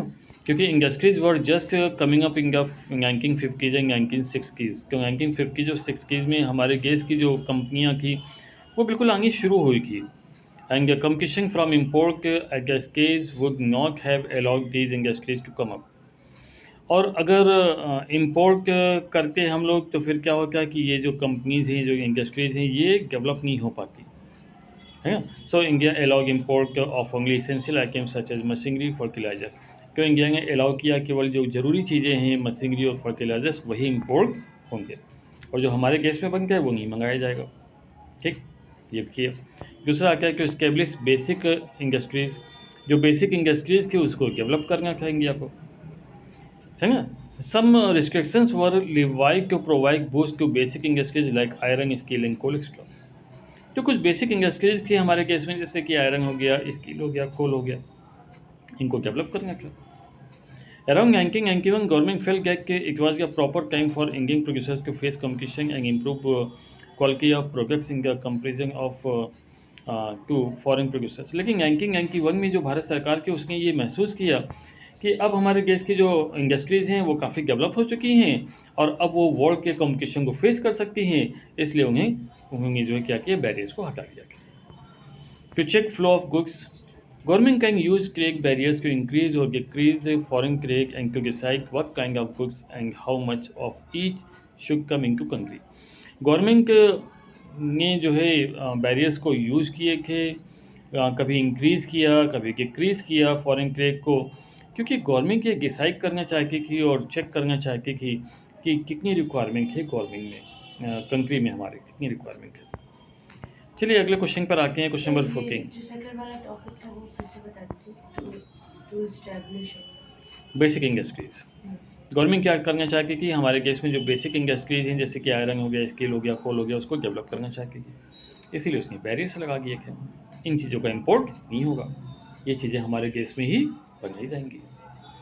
क्लियर? तो 14 क्वेश्चन है, इसके कहेंगे 2 characteristics of foreign trade off India. तो 2 कैरेक्टरिस्टिक्स बताइए फॉरेन ट्रेड ऑफ इंडिया के। Under the policy of liberalization, Indian government has removed various restrictions from the import and export of goods and services. तो जो government ने policy बनाई थी लाइब्रेलाइजेशन की, उसमें इंडियन गवर्नमेंट ने क्या किया था कि जो रिस्ट्रिक्शंस थे इंपोर्ट और एक्सपोर्ट पर से वो हटा दिए थे। Now MNCs are free to import goods in India. अब जो मल्टीनेशनल कंपनीज थी वो फ्री हो गई कि वो इंडिया में इंपोर्ट कर सकती थी गुड्स को, and Indian companies are free to export goods and services abroad. और इंडियन कंपनी फ्री थी कि वो गुड्स एंड सर्विसेज को अब्रॉड यानी विदेशों में बेच भी सकती थी, एक्सपोर्ट भी कर सकती थी। तीसरा, under this policy MNCs are free to invest in India. इस पॉलिसी में जो एमएनसीज की वो फ्री थी कि वो इंडिया में इन्वेस्ट कर सकती हैं। Many MNCs have invested in banking, infrastructure, soft drinks, automobiles। और बहुत सारी मल्टीनेशनल कंपनीज हैं जो कि इन्वेस्ट करती हैं बैंकिंग में, इंफ्रास्ट्रक्चर में, सॉफ्ट ड्रिंक्स में और ऑटोमोबाइल्स। इंफ्रास्ट्रक्चर्स क्या होता है, मतलब जैसे सड़कें बनाना, घर बनाना, कुछ भी बनाना, पुल बनाना, हाईवे बनाना, है ना, एयरपोर्ट बनाना, रेलवे रूट्स बनाना, ये सब काम किसका है, इंफ्रास्ट्रक्चर्स का है। तो ले लो IRB इंफ्रास्ट्रक्चर का शेयर ले लो, जो इसमें मिल रहा है 66 रुपीज़ के आसपास। स्ट्रक्चर मतलब बचाना कितना सर? 66 रुपीज़ के आसपास। सर स्ट्रक्चर का मतलब बचाना, स्ट्रक्चर मतलब ढांचा, ठीक है। इंफ्रास्ट्रक्चर, इंफ्रास्ट्रक्चर मतलब बनाना, कंस्ट्रक्शन करना, ठीक है ना। तो आप ले सकते हो IRB इंफ्रास्ट्रक्चर का शेयर 66 के आसपास में है, 1000 शेयर लेके डाल दो। देखो अगले 5 सालों में ये कहाँ पहुँच जाएगा, 5 गुना पैसा की हमारी गारंटी है अगले 5 साल में। तो हमारे पास पैसा कहाँ है भाई, हम तो मामूली से इंसान हैं, ठीक है। सर इसमें जो आप कह रहे हैं, हमारे पास ज्ञान है, नॉलेज है, पैसा नहीं है उतना, ठीक है ना। तो अब जितना पैसा है उतना हमने लिया हुआ है। सर आपने किस चीज़ पे लिया है? रिलायंस पे लिया है। जैसे आपने कहीं पर लगाया और वो बूम हो गया तो उसके बाद आप उसको ले सकते हैं या नहीं? और क्या? देखो ये बेच करके है कि कहीं पे हमने लगाया और वो बूम हो गया तो हम उसको देखेंगे कि फ्यूचर में और कितनी उसकी संभावना है। अगर हमारे पास और पैसा आएगा तो हम उसमें लगाएंगे, और हमें लगता है कि अब फ्यूचर में इसकी संभावना नहीं है या फिर ये गिरेगी कंपनी, तो फिर हम उसमें से बेच के निकल जाएंगे, ठीक है ना। तो ये चीज़ हमें देखनी पड़ती है। जैसे कि IRB इंफ्रास्ट्रक्चर हमने 40 रुपये पे लिया, लिया है 40 रुपये पे लिया था, आज 66 रुपये पे है ना। तो जो भी हम बोलते हैं वो हमने ऑलरेडी लिया हुआ है, जो भी हम बोलते हैं वो हमने ऑलरेडी लिया हुआ है। हालांकि क्वांटिटी हमारे पास कम है, हम लेना चाहते हैं उसके कम से कम 1000 शेयर्स, पर हमारे पास हैं 100 शेयर्स, ठीक है ना। तो जैसा हमारे पास पैसा है वैसा हमने। मतलब हम समझ नहीं पाते हैं 100 शेयर्स और 1000 शेयर्स। एक शेयर 66 रुपीज़ का है आज, क्योंकि जब हमने खरीदा था तब एक शेयर 40 रुपीज़ का था। 100 शेयर हमने खरीदे तो हमने 4000 रुपये कंपनी को दिए, 4000 रुपये हमने लगाए। आज अगर हम उसको बेचेंगे तो वो हमारे जो 100 शेयर्स हमने खरीदे थे 4000 रुपये में, आज हम बेचेंगे तो 6600 रुपये में हमें बिक जाएगा, मिल जाएगा तुरंत।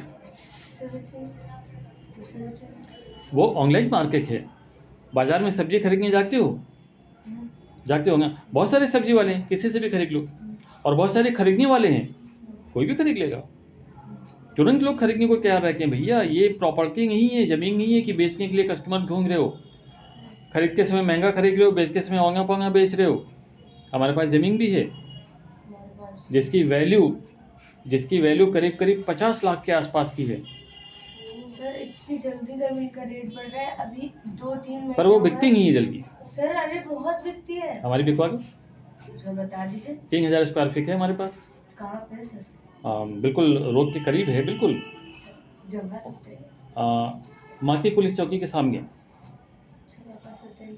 हाँ मार्केट पापा पोल्यूशन। एक आप करने लगे अब तो बताना कि हमने उसकी वीडियो डाल रखी है, बताना कि तुम्हारे नंबर पे हमसे कहेंगे सर वीडियो भेज दीजिए, हम तुमको वीडियो शेयर कर देंगे। और मेरे व्हाट्सएप पर, मेरे यूट्यूब पर भी वीडियो पड़ी है उसकी, ठीक है। सर क्योंकि वो जो जगह है दुबग्गे पे जो सारी जमीनें आजकल मिल रही थी, मेरे पापा ने सर ली थी उसको, बड़ी हो सस्ते में ली थी अभी कुछ महीने पहले ही, और वो उसका दुगना हो गया, मतलब इतनी जल्दी वो बूम हो गया। हाँ बिल्कुल बिल्कुल। हमको तो भैया देखो हमारी ज़मीन पड़ी हुई है 3000 स्क्वायर फीट लगभग है, वो हमने ली थी 2000 के आसपास, 2001 में, ठीक है। 2001 या 2002 में ली थी। आज उसकी जब हमने ली थी तब 2.5 लाख रुपए की ली थी। आज उसकी वैल्यू जो है आप ये मान के चलो कि 45 लाख 50 लाख के आसपास की वैल्यू है, ठीक है ना। पर बेचेंगे तभी जब हमको पैसे मिलेंगे सही, वरना हमको पता है कि आने वाले समय में वो करोड़ों की है, करोड़ों की। क्योंकि गावर रोड से हमारा तीसरा प्लॉट है, गामा रोड से हमारा तीसरा प्लॉट है, आप समझ लो गामा रोड से तीसरा प्लॉट, ठीक है। और हमारे प्लॉट के बिल्कुल बगल में बना है, क्या कोठी बनी हुई है भैया, ज़बरदस्त कोठी बनी हुई है, आप देख लो तो फिर टोपी गिर जाए नीचे, समझ में आ रहा है क्या। और वहाँ पे बड़ी बड़ी बिल्डिंग्स, बड़े बड़े कॉम्प्लेक्स बन रहे हैं, सिर्फ रोड की तो वैसे ही बहुत ज़्यादा है। बहुत Yes, ज़्यादा, sir. बिल्कुल कॉमर्शियल। आप वहाँ पे मेरी भी जमीन आप वहाँ पे मैरिज हॉल बना सकते हो, 3000 स्क्वायर फीट का मैरिज हॉल बना सकते हो। आप वहाँ पे दुकानें निकाल सकते हो, मार्केट निकाल सकते हो। आप वहाँ पे राम स्वरूप यूनिवर्सिटी पास में है, सुनो, राम स्वरूप यूनिवर्सिटी पास में है, ठीक है ना।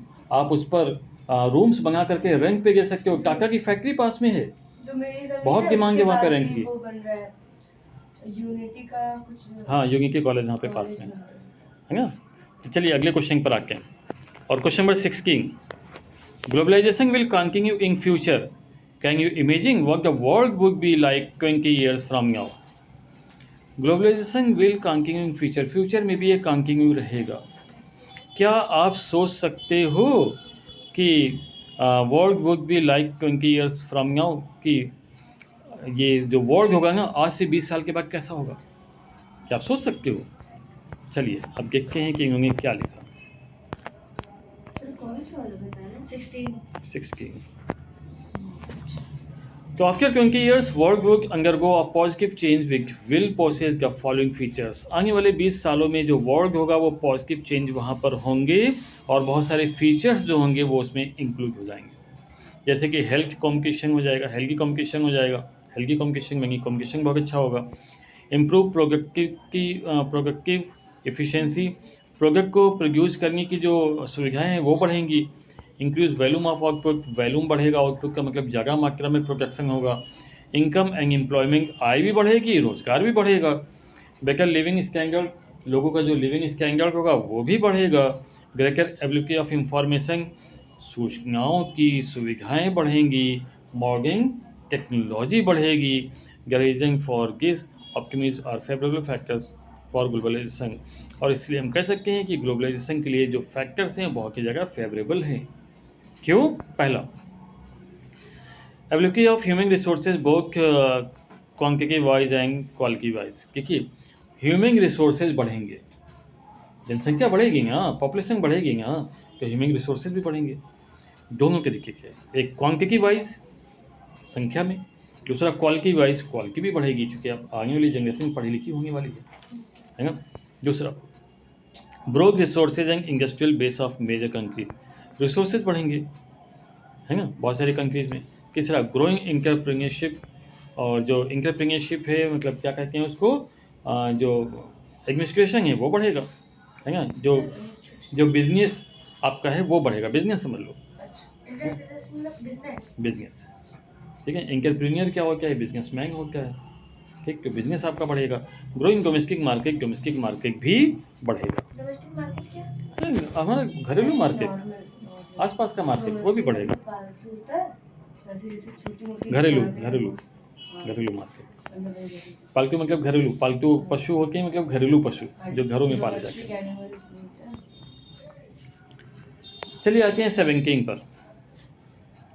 How has globalisation enabled national companies to emerge multinational companies. Globalisation ने किस प्रकार से नेशनल कंपनीज को मल्टी नेशनल कंपनीज बना दिया। तो globalisation is the process of rapid integration और interconnection among the countries. Globalisation एक प्रोसेस है जो बहुत तेज़ी से बहुत सारे कंट्रीज़ को आपस में इंटर कनेक्ट करके चला जा रहा है, जोड़ के चला जा रहा है। Over the last 20-30 years there has been a tremendous increase in the globalisation. पिछले 20-30 सालों में ग्लोबलाइजेशन में बहुत तेज़ी से वृद्धि हुई है ना। Globalisation has enabled some large Indian companies to emerge as MNCs themselves like Tata Motors, Infosys, Ranbaxy, Asian Paint, etc.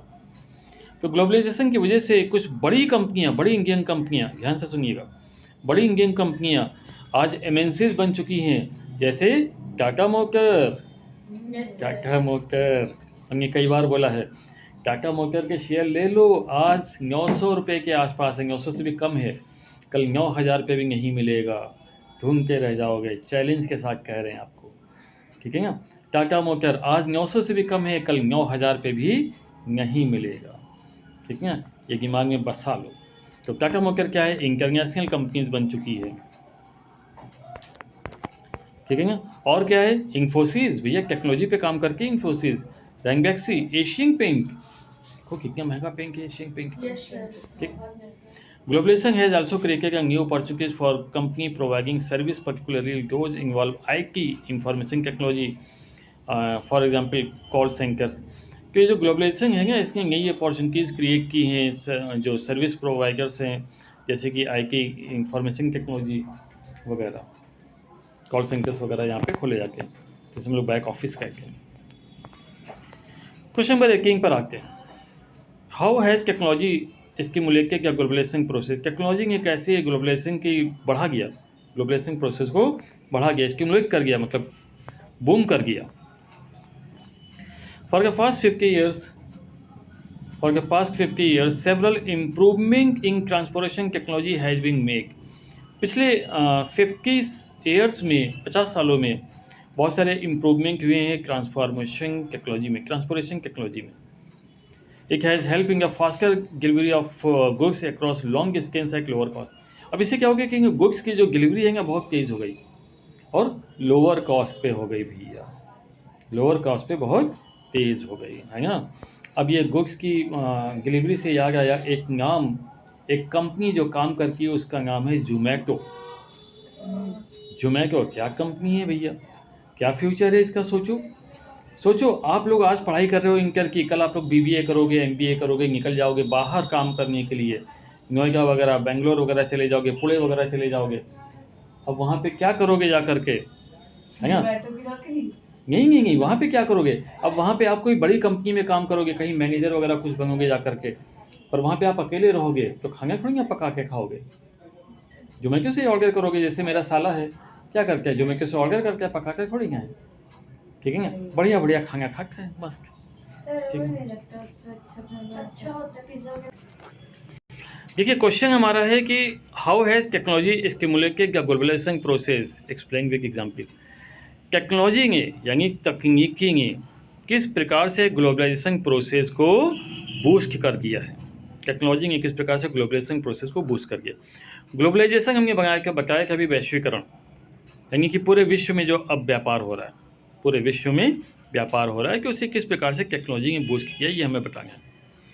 तो हमने आपको बताया कि पिछले 50 सालों में ट्रांसपोर्टेशन टेक्नोलॉजी इम्प्रूव हुई है, ट्रांसपोर्ट इम्प्रूव हो गया, सड़कें बन गई, रेलवेज़ बन गए, एयरवेज़ बन गए, एयरपोर्ट्स बन गए। एयरपोर्ट से ध्यान आया, कौन सी कंपनी इंडिया में एयरपोर्ट बना रही है, कौन सी कंपनी इंडिया में एयरपोर्ट बना रही है, किसका फ्यूचर है ब्राइट। अभी अयोध्या में एयरपोर्ट बना, अडानी पोर्ट, ठीक है ना। ये एयरपोर्ट बनाने का काम कंपनी में कर रही है, एयरपोर्ट की देखभाल करने का काम कर रही है। ऐसी बहुत सारी कंपनियां हैं, लेकिन कॉन्ट्रैक्ट किसको मिल रहा है इसमें, अडानी पोर्ट को मिल रहा है, क्योंकि अडानी जी के बारे में कहा जाता है कि ये मित्र हैं आपके जो PM हैं नरेंद्र मोदी जी के, तो कॉन्ट्रैक्ट इन्हीं को मिलेगा, तो इनकी कंपनी ये सब नहीं पता, तो इनकी कंपनी भी बूस्ट करने वाली है, ठीक है ना। अडानी पोर्ट भी फ्यूचर का मल्टी बैगर आप कह सकते हो। तो अब क्या है, क्या बात करी हमने कि एक तो भैया देखो जो मार्केट है, मार्केट में काफ़ी जगह इंफॉर्मेशन टेक्नोलॉजी डेवलप हो चुकी है, टेलीकम्युनिकेशन डेवलप हो गया है, कंप्यूटर्स डेवलप हो गए हैं, इंटरनेट डेवलप हो गया है, जिसकी वजह से ग्लोबलाइजेशन बहुत ही ज़्यादा फास्ट हो गया है। टेलीकम्युनिकेशन फैसिलिटीज़ लाइक आप क्वेश्चन देख सकते हो, क्वेश्चन नंबर 18 हम समझा रहे हैं इसमें शॉर्ट में, ग्लोबलाइजेशन चैप्टर में क्वेश्चन नंबर 18, ठीक है ना। तो सेकंड पॉइंट पर हम लोग, तो टेलीकम्युनिकेशन टॉपिक पे ध्यान दीजिएगा। Telecommunication facilities like telegraph, telephone including mobile phones और fax extra are use to contact one angle around the world to access information instantly and to communicate from remote areas. तो आज telecommunication facilities develop हो गई। Telecommunication facilities जैसे कि telegraph हो गया, telephone हो गया, मोबाइल फ़ोन हो गया, अब इसकी कितना ज़्यादा डेवलपमेंट कर गया, फैक्स हो गया, है ना। कोई गाड़ी चुरा के भागा, कोई चोर भागा, तुरंत फैक्स कर दिया गया, यहाँ से अगले स्टेशन पे अगले पोस्ट पे पहुँच गया, पकड़ लिया गया उसको, ठीक है ना। तो टेक्नोलॉजी काफ़ी डेवलप हो चुकी है, जिसकी वजह से इंफॉर्मेशन बहुत तेज़ी से एक स्थान से दूसरे स्थान पर मूव करता है। There is an amazing world of internet where we can obtain and share information on along anything we want to know. Internet also allows us to send instant electronic mail and talk across the world at negligible cost. देखिए internet कितना भैया improve हो गया world में। आज world का कोई area ऐसा नहीं जहाँ पे इंटरनेट की फैसिलिटीज़ ना हो। आज गांव के लोग भी इंटरनेट का यूज करने लगे हैं। इंटरनेट एक ऐसा जाल है जिससे कि सभी हो गए कनेक्ट, वर्ल्ड कनेक्ट हो गया। तो यहाँ पर क्या हो गया कि आप इंफॉर्मेशन को ईजिली भेज सकते हो, ईमेल ईजिली भेज सकते हो, ठीक है ना। और आने वाले समय में तो आपका जो हाई स्कूल का जो रिजल्ट आएगा वो भी आपकी मेल पे भेजा जाएगा। गवर्नमेंट ने आपसे मेल लिया था, जब आपने फॉर्म भरा होगा गवर्नमेंट स्कूल में आपको ईमेल मांगा गया होगा, तो इसका मतलब ये है कि आपका रिजल्ट भी आने वाला है मेल पर। कितनी अच्छी बात है, टेक्नोलॉजी कितनी इम्प्रूव हो रही है भैया। चलिए अगले क्वेश्चन पर आके गिव एनी 3 सजेशंस, रैंकिंग वाला इंग्लिश में गेम में देखोगे। Give any 3 suggestions to make foreign trade favourable. 3 सुझाव कीजिए जैसे कि फॉरेन ट्रेड बन जाए सुविधाजनक, ठीक, फॉरेन ट्रेड विदेशी व्यापार। 3 सुझाव कीजिए। तो फॉरेन ट्रेड का मतलब क्या होता है पहले समझ लेते हैं। फॉरेन ट्रेड मीन्स के exchange of goods and services between 2 और मोर कंट्रीज। विदेशी व्यापार क्या है, सामान को या सेवा को, ठीक है, 2 या 2 से ज़्यादा कंट्रीज में बेचना, इंपोर्ट करना या फिर एक्सपोर्ट करना। सजेशंस क्या हैं, इंफ्रास्ट्रक्चर इंप्रूव होना चाहिए, इंफ्रास्ट्रक्चर सड़कें अच्छी होनी चाहिए, है ना। Tech upgradation and up skills, technology upgrade होनी चाहिए। एक्सपोर्ट असिस्टेंट और एक्सपोर्ट को असिस्ट करना चाहिए, यानी कि जो निर्यात होता है उसे प्रोत्साहित करना चाहिए। क्लियर, यानी अपनी देश में जो भी चीज़ हम जगह बना रहे हैं उसे दूसरे देश में हम बेचेंगे और पैसा कमाएंगे, सीधी सी बात है। घर में रखने से क्या फ़ायदा, क्योंकि आगे अगर अमीर बनना है तो पैसा चाहिए, डेवलपमेंट करना है तो पैसा चाहिए, घर बनवाना है तो पैसा चाहिए, हर चीज़ में तो पैसा चाहिए, सीधी सी बात है। अगला question, what do you understand by globalisation. बहुत बार बताया हमने, बार बार बताया ग्लोबलाइजेशन क्या है। Globalization means integrated the economy of a country with the economic of other countries under conditions of free flow of trade, capital and movement of person across borders. Globalization का मतलब है कि हमारे देश की इकोनॉमी दूसरे देश की इकोनॉमी के साथ मिलकर के, हमारे देश की अर्थव्यवस्था दूसरे देश की अर्थव्यवस्था के साथ में मिलकर के करेगी व्यापार। पूंजी का होगा आदान प्रदान, और जो ह्यूमन रिसोर्सेज हैं यानी कि जो कर्मचारी हैं उनका भी होगा आदान प्रदान। ठीक, क्या होगा इससे, फॉरेन ट्रेड बढ़ेगा, एक्सपोर्ट और इंपोर्ट बढ़ेगा, प्रोटेक्शन बढ़ेगा, और एक दूसरे कंट्रीज में जाकर के जो कंट्रीज हैं वो क्या करेंगी, कैपिटल को अपनी इन्वेस्ट करेंगी, लोगों का माइग्रेशन बढ़ेगा। ठीक, माइग्रेशन मतलब क्या है, लोग एक स्थान से दूसरे स्थान पर, एक देश से दूसरे देश में जाके काम करेंगे। जैसे कि आपने देखा होगा इंडिया से बहुत सारे लोग चले जाके सऊदी जा करके वहाँ काम करते हैं, अमेरिका जाके काम करते हैं, रशिया जाके काम करते हैं, वर्ल्ड के बहुत सारे कंट्रीज़ में इंडिया के लोग जाके काम कर रहे हैं। ये क्या है, ये है माइग्रेशन ऑफ पीपल। ठीक, नेक्स्ट क्वेश्चन है, explain the function of WTO। WTO world trade organisation कब बनाया गया, कब सेटअप हुआ WTO का? सर 1995। 1995। और क्या है इसका सेंकर, कहाँ है इसका सेंकर, कहाँ से कब किया गया? सर हाँ जिनी हाँ जिनेवा, जिनेवा। जिनेवा में। चलिए ध्यान दीजिएगा।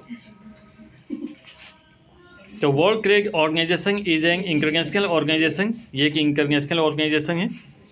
एक इन एक्ट्स क्या rules governing between trade between countries of the goods service agriculture and industrial goods and intellectual property. ये क्या करके रूल्स बनाती है, जो दो देशों के बीच में व्यापार होगा ना, किस चीज़ को लेके व्यापार होगा, किसी सामान को लेके व्यापार होगा, गुड्स का, सेवाओं का होगा, एग्रीकल्चर प्रोडक्ट्स का होगा, इंडस्ट्रियल प्रोडक्ट्स का होगा, है ना, इंटेलेक्चुअल प्रोडक्ट्स का होगा। तो इन सब चीज़ों का व्यापार होगा ना, उसके संबंध में रूल्स एंड रेगुलेशंस बनाती है। ठीक है। इट्स एम इज के reduce the obstacles to free trade to order to help producers of goods and services. ये क्या करना चाहिए, ये करना चाहिए कि भैया जो भी गुड्स एंड सर्विसेज हैं उनको इंपोर्ट और एक्सपोर्ट करने में किसी भी प्रकार की कोई बाधा ना आए, कोई परेशानी ना आए। वर्ल्ड ट्रेड ऑर्गेनाइजेशन क्या करती है, एनुअल रिपोर्ट भी पेश करती है। क्लियर, ये इसके फंक्शन हो गए। अगला क्वेश्चन है describe the benefit of foreign trade.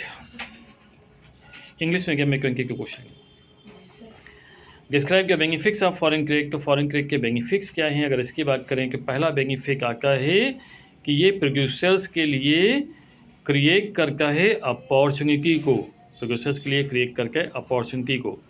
ठीक है ना, यानी प्रोड्यूसर्स आप किसी वस्तु का प्रोड्यूस कर रहे हो, किसी वस्तु को प्रोड्यूस कर रहे हो तो आपके लिए अपॉर्चुनिटी है। आप लोकल मार्केट में बेच सकते हो, नेशनल मार्केट में बेच सकते हो, या फिर इंटरनेशनल मार्केट में बेच सकते हो।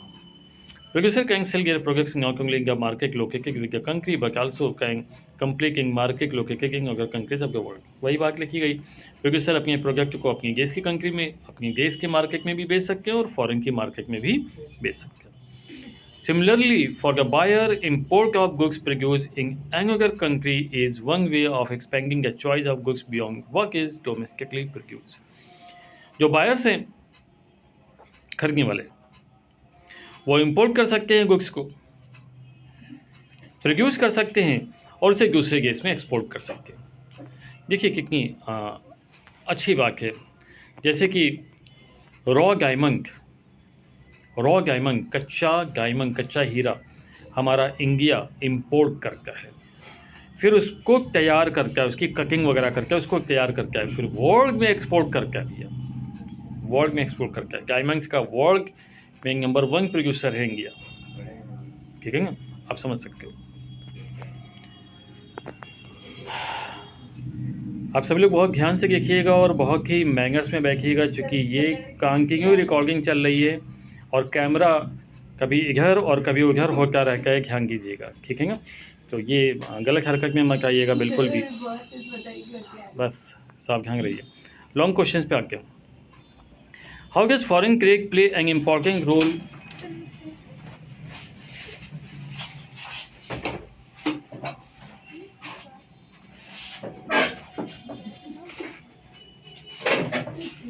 ध्यान दीजिएगा।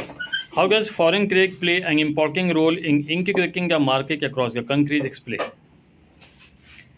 तो how does foreign trade play an important role in integrating the market across the countries. Foreign trade किस प्रकार से एक बहुत ही इम्पॉर्टेंट रोल प्ले करता है पूरे देश में मार्केट को इंटीग्रेट करने में। इंटीग्रेट मतलब वो क्या, एकीकरण करना, मार्केट को एक करने में।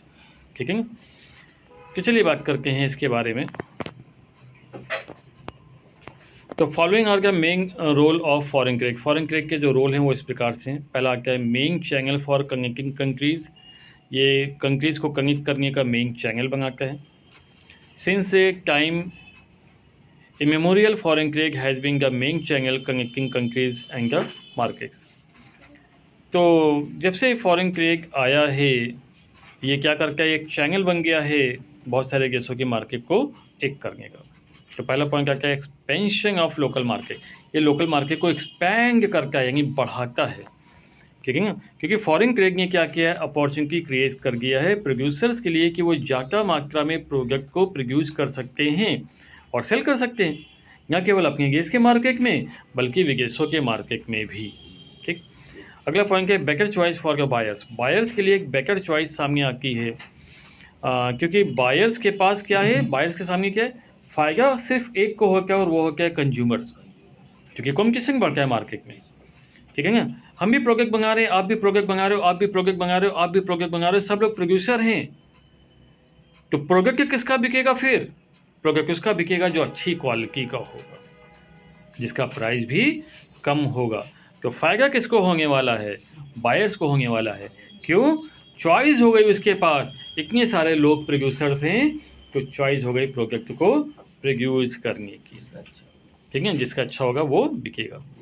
इम्पैक्ट ऑन प्राइस, प्राइस पर भी इम्पैक्ट पड़ता है। इम्पैक्ट ऑन प्राइस, प्राइस पर, क्योंकि प्राइस सीधी सी बात है ना, कॉम्पिटिशन है, मतलब जिसका प्राइस होगा कम, प्रोडक्ट बिकेगा उसी का जगह। प्राइस के साथ साथ जरूरी है क्वालिटी, ध्यान रखिएगा, क्योंकि चाइनीज़ प्रोडक्ट आते हैं, कोई नहीं खरीदता उसको, सस्ते होते हैं। चाइनीज़ मोबाइल आते हैं, कोई नहीं खरीदता, सस्ते होते हैं। कंडीशन सप्लाई है, क्वालिटी भी होनी चाहिए और प्राइस भी कम होनी चाहिए। कंपटीशन, देखिए कंपटीशन है, नेशन वाइड कंपटीशन है, नेशन ही नहीं बल्कि इंटरनेशनल वाइड कंपटीशन है। आज बहुत ही क्लोज कंपटीशन है प्रोड्यूसर्स के पास। तो सीधी सी बात है, क्योंकि आज प्रोड्यूसर्स विदेशों से, दूर दूर देशों से हमारे देश में आके प्रोडक्ट को बेच रहे हैं। हमारे देश में साउथ कोरिया के, ऑस्ट्रेलिया के, अमेरिका के, रशिया के, जापान के, बहुत सारे देशों के प्रोडक्ट बिकते हैं, ठीक है ना। यानी कि यहाँ पर बहुत तगड़ा कंपटीशन है। ट्रेड एंड ग्लोबलाइजेशन, और जो ट्रेड है वो आज ग्लोबलाइजेशन हो गया, ग्लोबल लेवल पर हो गया है, यानी वैश्विक लेवल पर हो गया है। बारिश नहीं हो रही है? हो रही है क्या? नहीं हो रही है। तो चलो मेरे ख्याल से कुछ ही क्वेश्चंस बचे हुए हैं। Give 5 argument in favour of globalisation. Globalisation के फेवर में 5 आर्गुमेंट दीजिए, 5 आप जो है बताइए कि क्या एडवांटेज हैं, क्या फ़ायदे हैं ग्लोबलाइजेशन के। तो पहला क्या है, वैरायटी ऑफ प्रोडक्ट्स। देखिए ग्लोबलाइजेशन की वजह से आज हमारे सामने बहुत सारे प्रोडक्ट्स की वैरायटी सामने आ चुकी है। अभी हमने बताया कि बहुत सारे प्रोड्यूसर्स, तो बहुत सारे कंट्रीज़ के प्रोड्यूसर्स सब इंडिया में आ रहे हैं। क्यों? इंडिया की पॉपुलेशन है वर्ल्ड में सबसे ज़्यादा, तो इंडिया के पास डिमांड है वर्ल्ड में सबसे ज़्यादा, प्रोडक्ट यहीं पे बिकेगा सबसे ज़्यादा। कहाँ जाएंगे? यहीं आएंगे, ठीक है ना। सीधी सी बात है, कहाँ जाएंगे? यहीं आएंगे। क्यों? क्योंकि यहाँ पर उनको मिलेंगे कस्टमर्स खरीदने के लिए प्रोडक्ट को और सर्विसेज को। डेवलपमेंट इंफ्रास्ट्रक्चर, हमारे देश की गवर्नमेंट ध्यान दे रही है इंफ्रास्ट्रक्चर पर। आज 90,000 किलोमीटर से ज़्यादा सड़कों का निर्माण कराया मोदी गवर्नमेंट ने।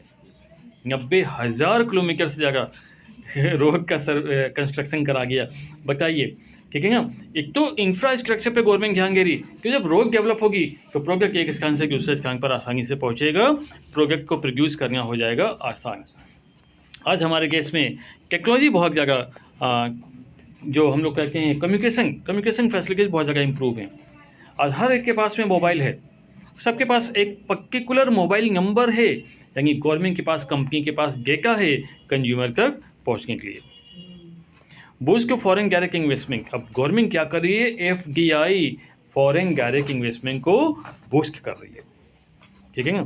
फॉरेन डायरेक्ट इन्वेस्टमेंट को बूस्ट कर रही है, तो इससे क्या होगा? विदेश की कंपनियां हमारे देश में आएंगी भैया, पैसा लगाएंगी। तो क्या वो पैसा लगाएंगी तो क्या वो मशीन भी लेकर के आएंगी? नहीं, मशीन हमारे देश से खरीदेंगी, ज़मीन हमारे देश से खरीदेंगी, कंस्ट्रक्शन हमारे देश में होगा, और काम करने वाले कर्मचारी भी हमारे देश के होंगे, रोज़गार हमारे देश के लोगों को मिलेगा, ठीक है ना। प्रोडक्ट भी हमारे देश में बिकेगा, ठीक है ना। इन्वेस्टमेंट हमारे देश में होगा, तो गवर्नमेंट बूस्ट कर रही है, इंडियन FDI को बूस्ट कर रही है, मतलब इंडिया की इकोनॉमी बूस्ट हो रही है। आप लोगों ने सुना होगा कि मोदी सरकार का एम है इंडिया की इकोनॉमी को लेकर के जाने का $5 ट्रिलियन लेकर के जाने का जो है एम है। आपने सुना होगा न्यूज़ में, आपने सुना होगा लेक्चर्स में, ठीक है ना। और अभी इंडिया की इकोनॉमी जो है वो $3.5 बिलियन से ज़्यादा ऊपर की निकल चुकी है। मतलब क्या है कि इंडिया की जो कंपनीज़ हैं वो बूस्ट कर रही हैं। इंडिया की कंपनीज़ में हमने बहुत सारी कंपनीज़ के नाम लिए। टाटा मोटर को ले लीजिए, बहुत तेज़ी से बूस्ट करती हुई कंपनी है, फ्यूचर इसका बहुत ब्राइट है। क्यों? क्योंकि ईवी व्हीकल्स, इलेक्ट्रॉनिक व्हीकल्स में 70% मार्केट टाटा मोटर्स का होने वाला है। चैलेंज के साथ बोल के टाटा मोटर्स का शेयर आज 900 रुपये से भी कम है। जो लोग इस पर पैसा लगाएंगे कुछ ही साल में उनका जो पैसा होगा 10 गुने से ज़्यादा हो जाएगा। चैलेंज के साथ बोल के, क्योंकि हमें पता है कि ये किस तरह से काम कर रही है। क्लियर है क्या? बूस्ट हो गया सर्विस सेक्टर्स। अब सर्विस सेक्टर्स में भी बूस्ट आ चुका है, क्योंकि कंपनियां प्रोड्यूस करेंगी प्रोडक्शन को, तो प्रोड्यूस करेंगे प्रोडक्ट को, बनाएंगे, कंपनियां लगाएंगे, फैक्ट्री लगाएंगे। काम कौन करेगा भैया? सर्विंग काम करेंगे, एम्प्लॉयज़ काम करेंगे। तो सर्विस सेक्टर्स बूस्ट होने वाला है। डेटा इंक्री हो गया, अकाउंटिंग हो गया, एडमिनिस्ट्रेशन टास्क हो गया, इंजीनियरिंग हो गया। इंजीनियरिंग से याद आया, इंजीनियरिंग इंडिया लिमिटेड 10% से रोज़ बढ़ रहा है। बैंक साल भर में 5% गिरता है। इंजीनियरिंग इंडिया लिमिटेड का शेयर 10% से रोज़ बढ़ रहा है। क्यों? क्योंकि गवर्नमेंट इसके ऊपर काम कर रही है, क्योंकि गवर्नमेंट का फोकस इस सेक्टर्स पे है। आपके पास है क्या?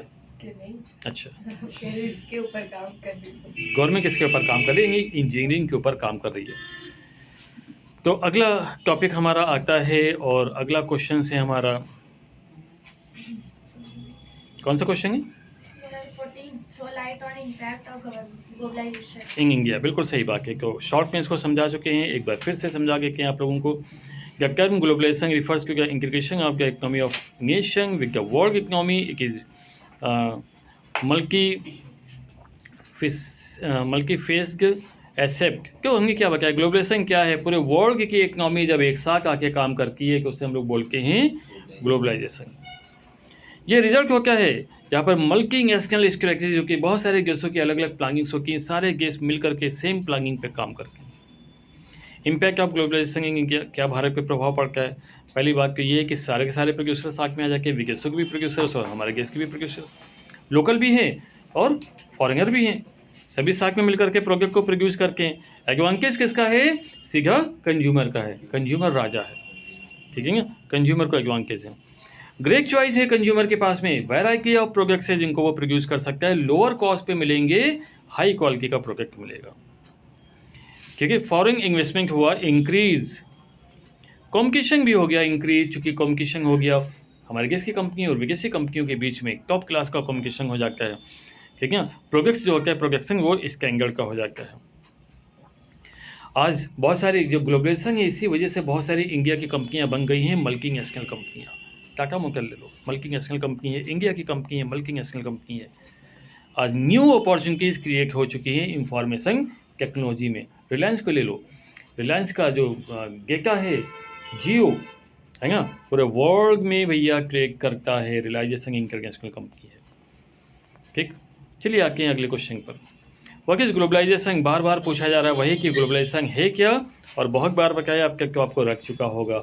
जब पूरे के पूरे देश की इकनॉमी, पूरे के पूरे देश के व्यापार, पूरे के पूरे देश के व्यापारी, प्रोड्यूसर सब मिल करके एक साथ काम करते हैं, उसे हम लोग ग्लोबलाइजेशन कहते हैं।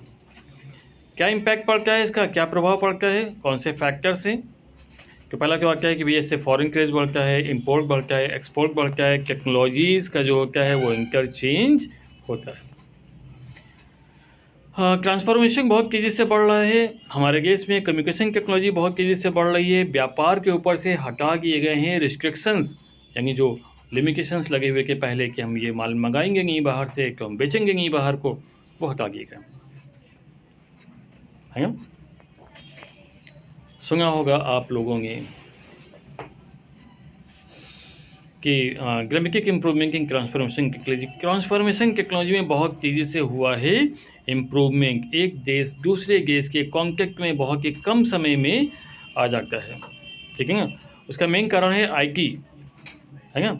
आईटी मतलब टेक्नोलॉजी इतनी जगह इम्प्रूव हो गई है कि आज देखो आपके सामने क्या है, फ्लिपकार्ट है, अमेजन है, आप उसके ऊपर आसानी से जो है टेलीफोन हो गया, मोबाइल फ़ोन्स हो गया, किसी भी प्रकार के प्रोडक्ट को आप प्रोड्यूस कर सकते हो।